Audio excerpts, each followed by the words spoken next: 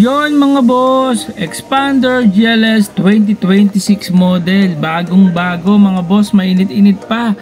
Body cladding natin, black with gray accent, yan po yung bago sa ating Expander. Ayan, napakaganda, napaka-solid mga boss ng ating 2026. Paglight po niya, naka-LED na din po, ayan, napakaganda.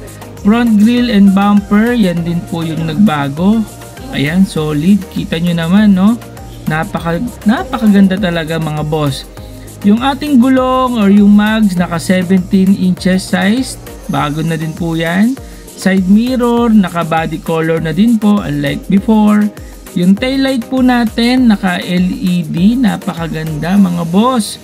So naka 360 camera po ang ating Expander, yan yung nabago no, nadagdag. So body cladding sa likod, black with gray accent.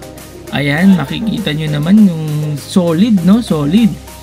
Yung ating headrest dito sa second row, adjustable na din po yan mga boss. Yan yung bago sa ating Expander.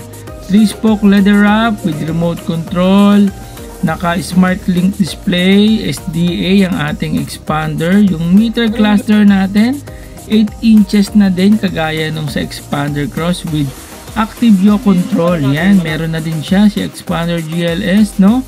Ngayon, naka-alarm na din yan. Yung monitor natin 10 inches na mga boss.